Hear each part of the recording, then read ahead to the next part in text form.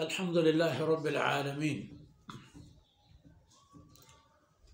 والصلاة والسلام على خاتم الأنبياء والمرسلين سيدنا محمد وعلى آله وصحبه أجمعين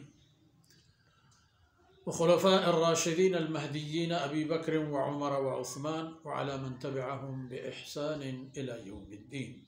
أعوذ بالله من الشيطان الرجيم. فإذا نقر في الناقور فذلك يومئذ يوم عسير على الكافرين غير يسير فذرني ومن خلقت وحيدا وجعلت له مالا ممدودا وبنين شهودا ومهدت له تمهيدا ثم يطمع أن أزيد. سبحانك لا علم لنا إلا ما علمتنا إنك أنت العليم الحكيم. رب اشرح لي صدري ويسر لي أمري واحلل عقدة من لساني يفقه قولي واجعل لي وزيرا من أهلي رب زدني علما وارزقني فهما ثم أما بعد. گرامی قدر بھائیوں، بہنوں اور پیارے بچوں، مشرکین کی طبیعت، ان کی خصلتیں اور ان کی عادتیں اکثر قرآن کریم کی ان آیتوں اور صورتوں میں ذکر ہوتی ہیں جو ہجرت سے پہلے نازل شدہ آیتیں ہوں. اور یہ سورہ مبارکہ بھی مکی سورہ ہے، اور اس میں اللہ رب العزت نے ہماری ذمہ داریاں اور ہم پر آنے والی حالات و حقائق ظاہر فرما دیے ہیں تاکہ کسی انسان کے لیے کوئی ابہام نہ رہے.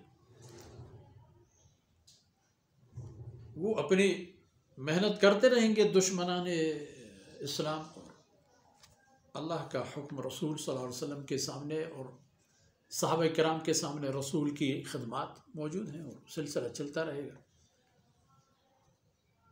ابھی دنیا میں جو کچھ ہے، جیسا ہے ویسا ہے، وہ تو ہوگا، لیکن آگے آگے کیا مناظر درپیش ہوں گے وہ دیکھ لینا. فَإِذَا نُقِرَ فِي النَّاقُورِ، جب پھونکا جائے گا سور میں، ایک مخصوص قسم کی ایک چیز جو اللہ کے امر سے فرشتے کرام اس پر اپنی آواز سے پونک ماریں گے تو اس سے پوری کی جتنی ہستی ہے وہ خوف اور رعب اور دہشت کی وجہ سے سب کے سب نیستی میں چلے جائیں گے، یعنی سب کے سب مر جائیں گے، کوئی بھی زندہ جان زندہ نہیں رہے. اس لیے فرمایا فَذَلِكَ يَوْمَئِذٍ يَوْمٌ عَسِيرٌ.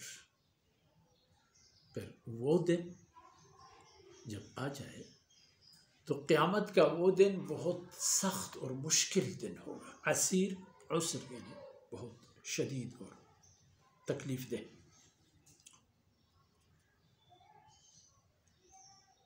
یہ خود یعنی دن اپنے اندر ایک سخت دن ہوگا، اپنی اس کی وجودی اعتبار میں بہت سخت، لیکن اس کے باوجود علی الکافرین غیر یسیر، کفار کے لیے پھر یہ کبھی بھی آسانی میں تبدیل نہیں ہوگا. وجہ کیا ہے؟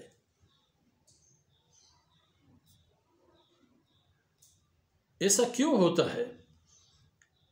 وہ اس لیے کہ انہوں نے شرک اور کفر کا رستہ انتخاب کیا تھا. تو جب یہ بات ہے ذرنی ومن خلقت وحیدا،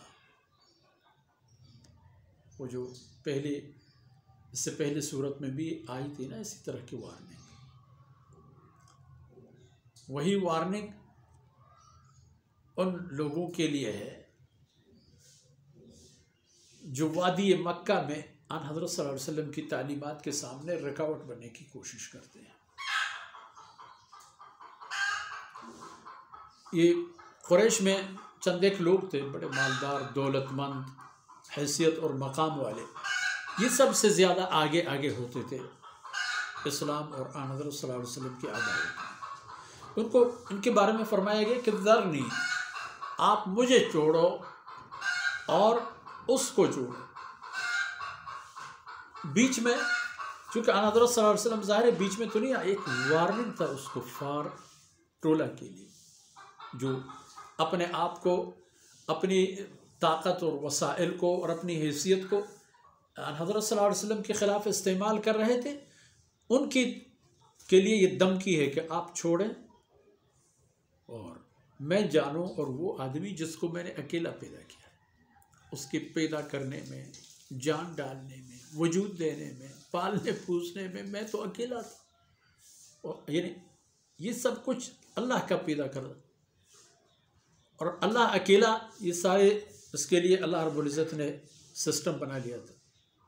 خلقت وحیدا، تنہا میں نے پیدا کیا تھا، اور جب وہ دنیا میں آیا عمر بڑھتا گیا، وجعلت له مالا ممدودا، میں نے اس کو ایک دولت دے دی، مال اور ہستی دے دی کثرت کے حساب سے، یعنی یہ نہیں کہ بس ٹائم پاس کرنے کی نہیں، باقاعدہ مال جو وسیع و عریض قسم کی دولت، یہ ایک مال کے ساتھ ساتھ اولاد بھی، وہ بنین شہودا، اور میں نے اس کو نوازا ایک ایسے بچوں کے سلسلے سے کہ شہود وہ شب روز اس کے ساتھ کڑے ہوا کرتے تھے، اس کی خدمت میں دست بستہ، اور کسی بھی کمی کو اس کے سامنے نہ چھوڑنے والا۔ اور اس کے بعد وَمَهَّدتُ لَهُ تَمْهِيدًا، میں نے اس کو بہت موقع دیا تھا، آسانی پیدا کرنی تھی۔ ثُمَّ يَطْمَعُ أَنْ أَزِيدَ، پھر یہ اس بات کا لالچی تھا کہ میں جتنے کچھ میری دولت اور ہستی اور مال و اسباب ہیں یہ بڑھ جائیں، ان میں مزید طاقت ہے۔ تو ثم يطمع ان ازید، لیکن اگلے آیتوں میں کیا ان کی حالت ہوگی وہ انشاءاللہ اگلے نشست کے لیے چھوڑ دیتے ہیں۔ اللہ رب العزت یہ لمحات ہمارے اور آپ کی دنیا اور آخرت کی خیر کے سبب بنا دے، اور ہمیں اپنی تعلیمات پر اور اپنے رسول کی شریعت پر عمل کرنے کی اللہ رب العزت توفیق سے نوازے۔ وصلی اللہ علی نبینا محمد وعلی آلہ وصحبہ اجمعین۔